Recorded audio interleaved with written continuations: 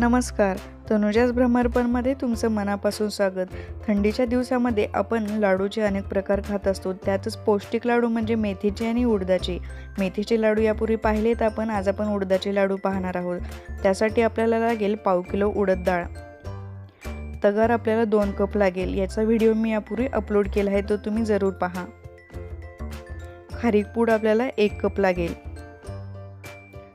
गरजेनुसार तूप इथे मी 1 कप घेतलेला आहे. बदामाचे तुकडे लागतील आपल्याला. काजूचे तुकडे,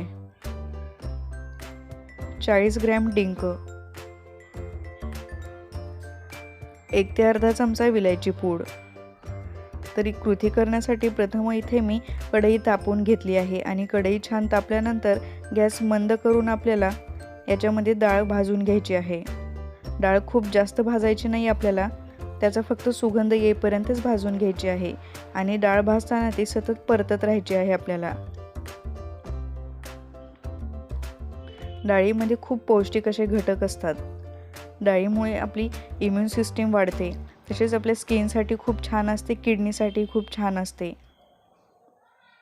किडनी स्टोन हे डाळीमुळे कमी होतो.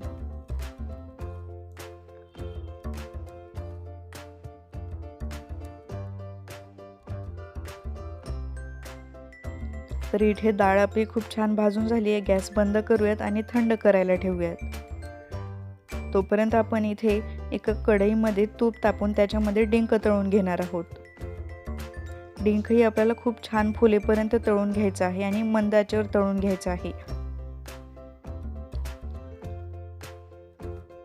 डिंक कच्चा राहिला तर तो खाताना थोडा त्रासदायक वाटतो, म्हणून आपल्याला तो एकदम छान फुलेपर्यंत तळून घ्यायचा आहे. हिवाळ्यामध्ये डिंक खाणं खूप गरजेचं असतं. कुठल्याही गोड पदार्थामध्ये डिंक मिसळून आपण खाल्ला तर शरीराला एक उबदारपणा मिळतो.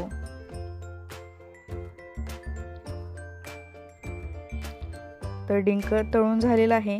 आपण जी डाळ थंड करून घेतली होती ती आता आपण मिक्सरमध्ये वाटून घेणार आहोत. तुम्ही जर मोठ्या प्रमाणात लाडू बनवणार असाल तर तुम्ही डाळ भाजून थंड करून ती छोट्या गिरणीवरही नक्की दळून आणू शकता. डाळ दळताना आपल्याला एकदम बारीक पीठही नाही करायचं आणि खूप जाडसरही नाही ठेवायचं. ते दाताला चिकटलंही नाही गेलं पाहिजे पीठ झाल्यामुळे, आणि जास्त जाड झाल्यामुळे ते कचकची नाही लागलं पाहिजे खाताना. तर इथे छान आपली डाळ वाटून झालेली आहे आणि ती आपण एका भांड्यामध्ये काढून घेऊयात. अशाच प्रकारे मी उरलेली डाळही वाटून घेते. तर मी डाळीची दुसरी बॅच वाटून घेतलेली आहे. आता आपण याच्यामध्ये सर्व सुकामेवा मिक्स करूयात.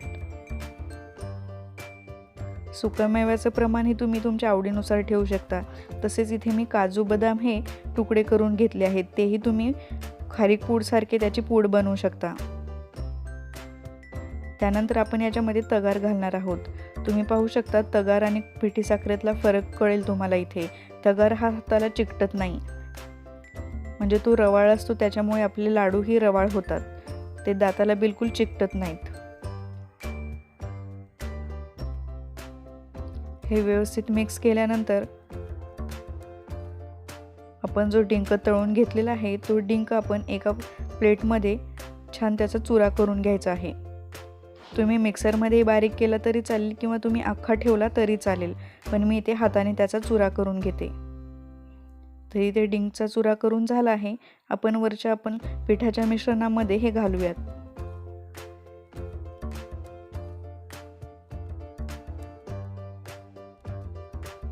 यामध्ये आता आपण गरजेनुसार वितळलेलं तूप घालणार आहोत.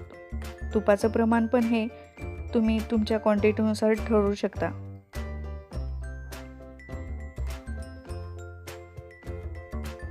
मला पाव किलो डाळीच्या लाडूसाठी साधारण 1 कप तूप लागलं. तूप आपल्याला खूप जास्तही घालायचं नाही, लाडू वळता येतील इतकंच तूप घालायचं आहे आणि ते तूप गरम असेपर्यंतच लाडू वळवून घ्यायचे. तरी ते व्यवस्थित मिक्स करून घेतले. आता आपण ह्याचे छोटे छोटेसे लाडू वळून घेऊयात.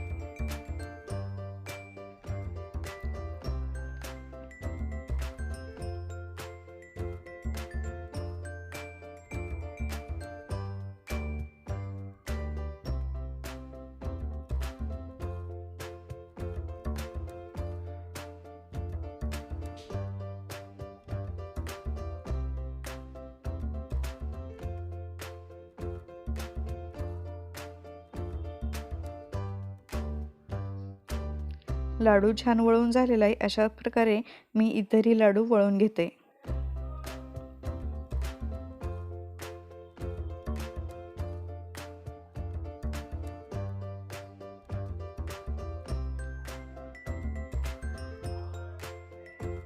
तर आपले एकदम पौष्टिक, सोपी आणि तितकीच हिवाळ्यामध्ये गरजेची असे आपले लाडूची रेसिपी करून तयार झाली आहे। ही रेसिपी नक्की करून पाहणे कशी झाली ते सांगायला बिलकुल विसरू नका। तनुजाच भ्रमरपण हे आपलं चॅनल नक्की सबस्क्राईब करा व तुमच्या मित्रमैत्रिणींना सोशल मीडियावर जरूर शेअर करा।